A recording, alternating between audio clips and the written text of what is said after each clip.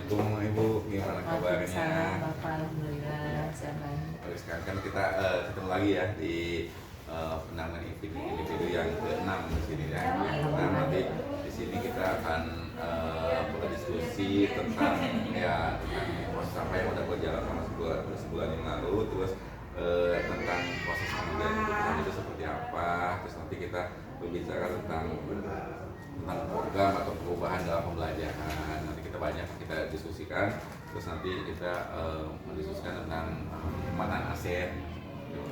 Oke Bu, kita mulai aja Bu ya. Penampilan ini ada beberapa yang harus saya tanyakan. Yang pertama, proses apa nih yang sudah berjalan selama 1 bulan terakhir ini? Mungkin Pak, proses yang sudah berjalan selama 1 bulan terakhir ini, saya mengerjakan atau mengisi LMS dalam modul terakhir, dan juga aksi nyata yang saya akan lakukan tentang pengelolaan sumber daya, serta sosialisasi program kegiatan hasil kolaborasi dalam kelompok belajar itu yang dikasih nama Proma Kreasi, program Mading Kreasi Siswa, yakni kegiatan yang sudah dirancang pada lokal karya sebelumnya yang melalui Bagja itu. Mungkin proses-proses itu Pak yang sudah berjalan gitu, yang selama 1 bulan ini dilakukan. Bagus sekali ya programnya itu ya. Nah, capaian apa nih yang diperoleh selama 1 bulan ini? Mungkin capaian yang sudah tercapai itu adalah melakukan kolaborasi atau kebersamaan Pak. Saya makin hubungan atau komunikasi makin lancar, makin bagus, apalagi tentang pembicaraan yang positif untuk pembelajaran yang berpusat pada murid atau berfokus pada murid, yaitu dengan kepala sekolah saya, dengan guru, dengan orang tua, dengan siswa sendiri, ataupun dengan seluruh warga sekolah. Mungkin itu. Ya, itu. Dan bagaimana nih rencana tindak lanjut dari pendampingan sebelumnya? Mempersiapkan rancangan Bagja untuk pembikinan aksi nyata itu. Dengan program yang telah Ibu buat. Iya, dalam Kombel itu, kelompok belajar itu. Oke, baik Bu, sekarang kita ke bagian inti pendampingan dulu Bu, tentang refleksi proses pengambilan keputusan Bu ya. Nah, berdasarkan hasil feedback 360 derajat nih yang kemarin yang kuesioner ya, itu. Nah, ya yang isi kuesioner itu, apa nih yang kurang baik atau perlu ditingkatkan menurut responden terhadap kompetensi Ibu nih? Jelaskan coba menurut masing-masing, dari pas sekolah gimana, dari Kak Jawa dan mungkin seperti apa. Kemarin dari hasil responden yang mereka sudah isi, diantaranya kepala sekolah berpendapat bahwa saya perlu ikut serta dalam segala kegiatan yang dapat meningkatkan kompetensi, serta ikut serta bergabung dalam komunitas, bukan hanya di sekolah, kalau bisa di luar sekolah, maksudnya mungkin tingkat gugus atau kecamatan ataupun kabupaten.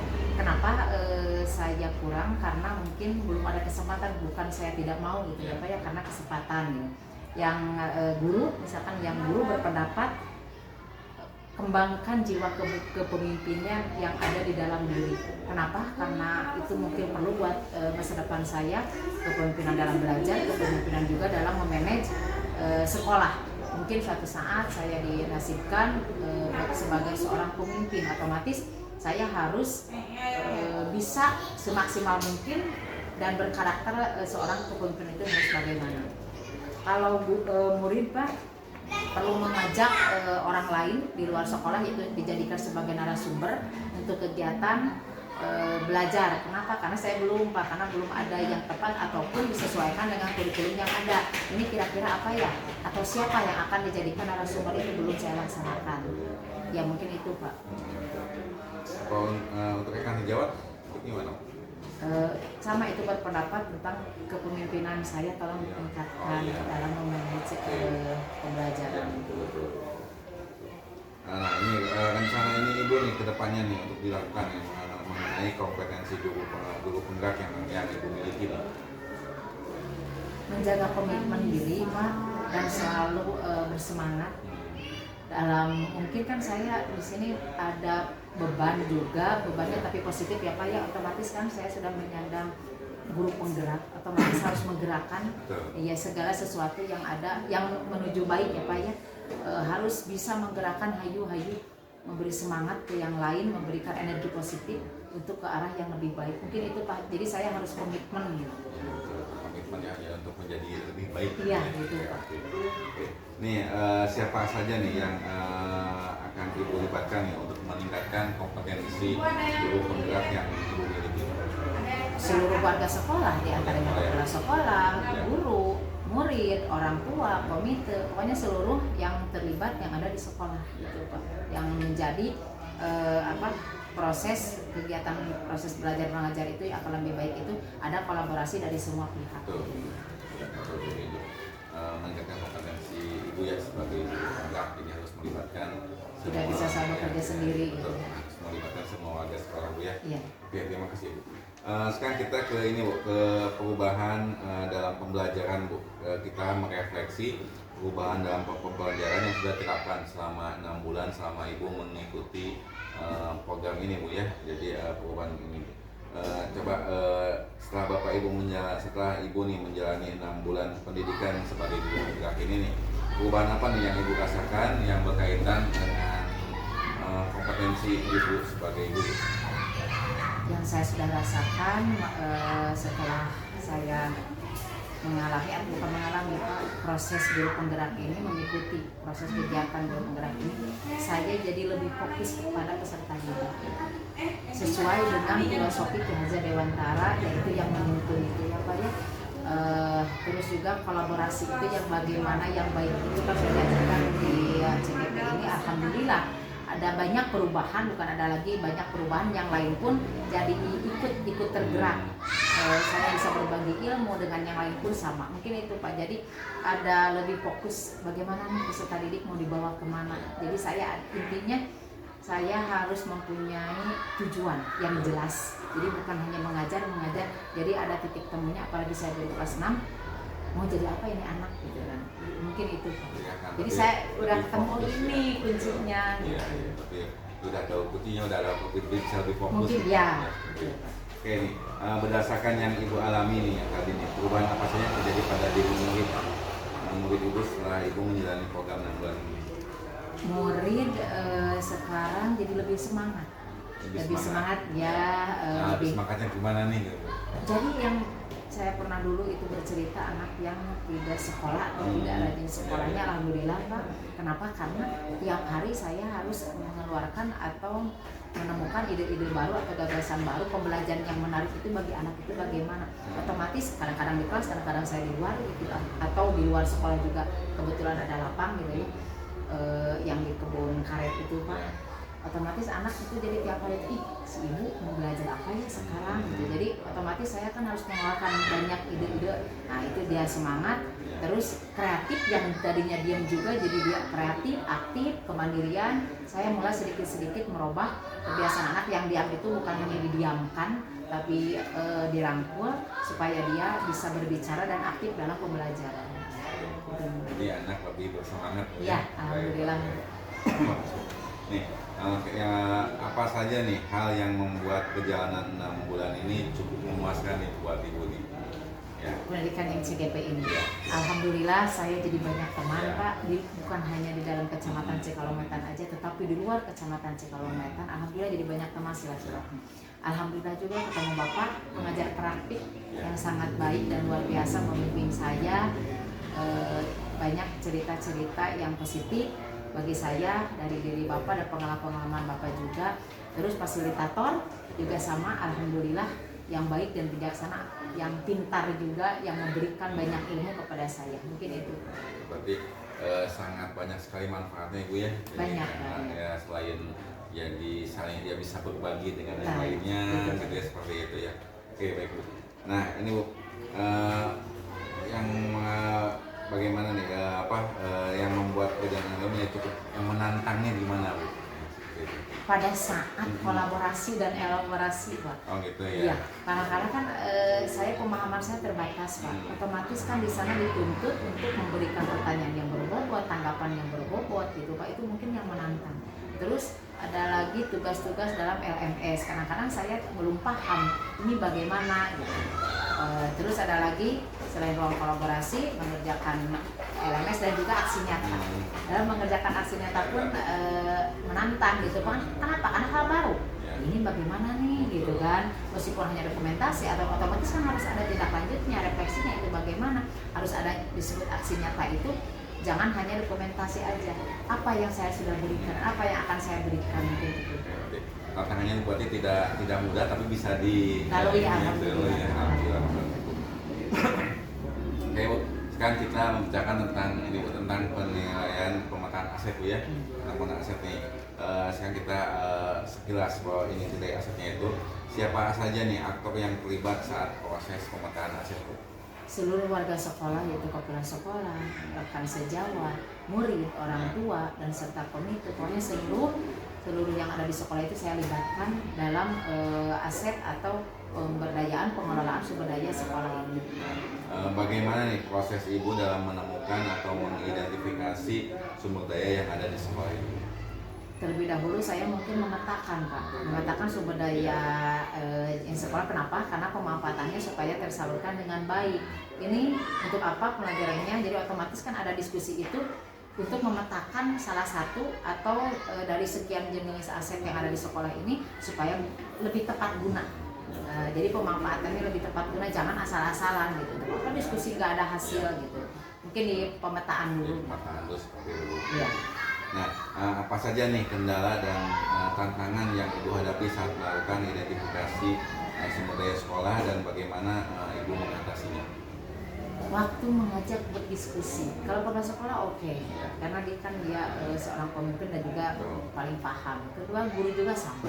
Kenapa? Karena dia langsung jadi pemimpin pembelajar. Ini yang saya kesulitan itu mengajak diskusi orang tua, ya sama murid. Karena kan mereka tidak paham. Ini maksudnya sumber daya alam, sumber daya yang ada di sekolah atau aset sekolah itu dimanfaatkan untuk apa? Mereka kan kadang tidak mengerti, gitu Pak. Mungkin itu kendalanya buat saya. Jadi mungkin dari orang tua dan anak ya kayak gitu. Iya. Jadi solusinya tadi kata Bapak, bagaimana cara mengatasinya? Mungkin dengan cara sosialisasi terlebih dahulu. Apa itu aset sekolah? Untuk apa aset sekolah? Mungkin itu dulu Pak, ke anak sama orang tua itu dijelaskan dulu. Ya, betul. Nah, bagaimana nih perasaan Ibu ketika berhasil mengidentifikasi sumber daya sekolah ini? Saya sangat senang sekali Pak, karena target yang saya targetkan itu berhasil saya lakukan. Mungkin itu menjadi kebahagiaan tersendiri. Terus aset yang saya sudah hasil diskusikan itu tepat guna dan dapat dimanfaatkan dengan baik. Dan pertimbangan Ibu dalam menentukan sumber daya sekolah itu bagaimana? Itu dalam menentukan pemetaan yang tadi Pak. Saya harus pertimbangkan ini berguna, ini tepat guna, ini manfaatnya hanya sekedar untuk apa, yang harus disesuaikan dengan kurikulum yang ada gitu. Mungkin itu Pak. Tergantung kita pemetaan itu terlebih dahulu. Iya gitu. Jadi bukan hanya misalkan ini bagus nih bukunya, tapi tidak tepat, ya tidak sesuai dengan kurikulum, buat apa gitu Pak. Mungkin itu pertimbangannya gitu dalam pemetaan. Nah, apakah terdapat hal lain yang dapat dijadikan sumber daya sekolah yang belum Ibu temukan dalam proses yang sudah berlangsung? Saya kira tidak ada Pak. Kenapa? Karena seluruh aset di sekolah itu sudah diidentifikasi oleh seluruh warga sekolah, karena kan saya libatkan itu tadi. Jadi alhamdulillah tidak ada. Oke. Oh gitu ya udah. Berarti semuanya udah ini Bu. Udah Pak, semua udah diidentifikasi yang ada di sekolah. Nah sekarang saya ingin mengetahui dengan rekan sejawat dulu aja Bu ya. Dengan rekan sejawat ingin membicarakan tentang aset ini dan sumber daya sekolah di sini. Jadi nanti mungkin saya ingin bertemu dulu dengan ini Bu ya, dengan rekan sejawat Ibu. Siap. Nanti kita ngobrol dulu sebentar, nanti kita kembali ngobrol lagi. Iya, siap-siap. Iya Pak. Terima kasih. Saya akan memanggil dulu rekan sejawat saya Pak. Ya, makasih Pak. Oh belum ini? Ya, masuk. Selamat pagi Bu Gesa. Ya, gimana kabarnya nih? Alhamdulillah baik. Ya, ini nih saya kan tadi sama Bu Nunung nih udah ngobrol nih tentang penempatan aset dan sumber daya sekolah. Yang saya pengen ingin tahu lah dengan Ibu Resa ini yang pengen untuk lebih dalam lagi mengetahui tentang sumber daya sekolah di sini. Nah, baik, yang pertama nih, bagaimana nih proses ibu nih dalam menemukan atau mengidentifikasi sumber daya yang ada di sekolah ini? Prosesnya itu melalui komunikasi apa ya, kita itu duduk bersama, Betul. berdiskusi dengan komunitas sekolah yang di dalamnya itu termasuk ada kepala sekolah, komite, ya rekan-rekan guru, dan ada juga wali murid. Ya, itu gunanya untuk mengidentifikasi sumber daya apa saja yang ada di sekolah dan bagaimana cara pemanfaatannya, begitu Pak. Jadi kemarin udah didiskusikan ya dengan Ibu Nunung ya, bagus sekali ya. Nah, apa saja nih menurut Ibu nih kendala dan tantangan yang Ibu hadapi saat melakukan identifikasi sumber daya sekolah dan bagaimana nih Ibu mengatasinya seperti itu? Tidak mudah ya Pak ya, lalu membutuhkan waktu yang sangat lumayan karena untuk merubah mindset dari komunitas sekolah tersebut gitu ya, terutama dari orang tua siswa ya, terkadang banyak yang belum memahami, jadi kita harus bersosialisasi terlebih dahulu gitu Pak. Jadi memang sama kayak Pak Gubernur juga berarti Iya. orang tua dan siswanya Iya, gitu yang harus betul. terlibat. Nah, bagaimana nih perasaan Ibu ketika berhasil mengidentifikasi sumber daya sekolah menurut Ibu? Ya. Sangat senang sekali ya Pak ya, iya. Jadi dari hasil diskusi tersebut itu ada ide gagasan baru gitu ya. Jadi sangat senang kalau misalkan ide gagasan itu dapat diterapkan untuk merubah gitu ya, untuk merubah sehingga sumber daya yang ada di sekolah itu bisa lebih bermanfaat gitu, bermanfaat untuk kedepannya yang lebih baik lagi. Oke, dan apa nih pertimbangan Ibu dalam menentukan sumber daya sekolah? Dengan melihat langsung ya Pak ya, jadi di situ tuh menentukan apa yang menjadi aset sumber daya sekolah tersebut itu, apa yang dapat dimanfaatkan seperti itu, dan apa yang dapat bisa merubah, bisa membuat kemajuan untuk sekolah gitu, seperti itu ya Pak, yang dapat jadi bagaimana meningkatkan kualitas sekolah tersebut dari sumber daya sekolah tersebut. Menurut Bu Resa nih, apakah terdapat hal lain yang dapat dijadikan sumber daya sekolah yang belum Ibu temukan nih dalam proses yang sudah berlangsung ini? Gitu? Sejauh ini sepertinya tidak ada ya Pak ya, karena sudah teridentifikasi semua. Gitu, Pak ya. Jadi alhamdulillah berarti hasil diskusi kemarin dengan warga sekolah mungkin itu ya akan lebih memanfaatkan aset yang ada di sekolah ya, Sekali, Pak. memanfaatkan sumber daya sekolah. Oke, baik mungkin hanya itu aja Bu. Ya, baik. Tahu, terima kasih atas kerjasamanya dengan kami. Ya, mudah-mudahan nanti di sini untuk pemberdayaan asetnya akan lebih optimal, lebih maksimal lagi Bu ya. Baik, terima kasih Bu ya. Ya, sama-sama. Baik, Ibu, sekarang kan kita tadi udah ngobrol sama rekan sejawat Ibu tentang sumber daya sekolah dan aset di sekolah ini. Nah, sekarang kita ngobrol tentang persiapan panen hasil belajar Bu ya. Jadi nanti kan kita akan panen hasil belajar seperti itu. Nah, apa nih ide Ibu nih untuk persiapan panen hasil belajar nanti pada waktu ini? Mungkin saya akan mempersiapkan pembelajaran yang sudah saya lakukan, yaitu mading hasil karya siswa. Ya. Itu kan menjadikan program ya mading Pak. Jadi hasil mading itu kan bukan hanya berupa tulisan atau gambar aja. Kenapa?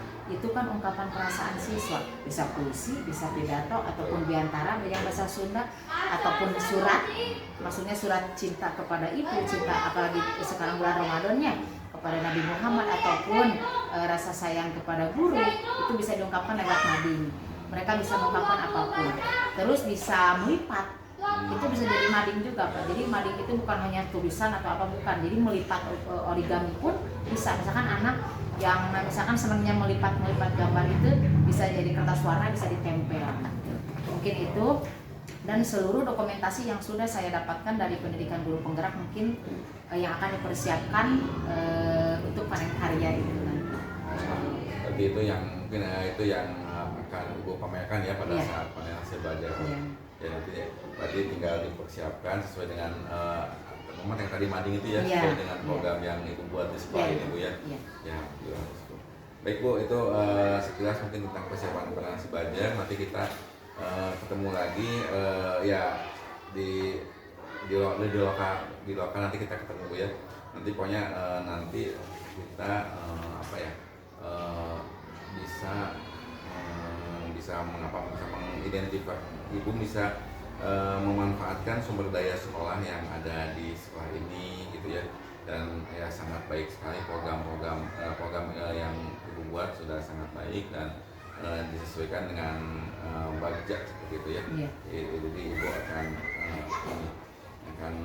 program akan terus berjalan seperti itu.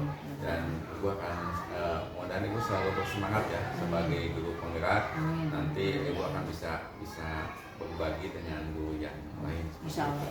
Ya. Baik, terima kasih Ibu. Mungkin hanya ini yang kita diskusikan ke sini, dan nanti kita ketemu di lokal. Iya. Terima kasih ya. Bapak. Sama-sama. Ya. Salam.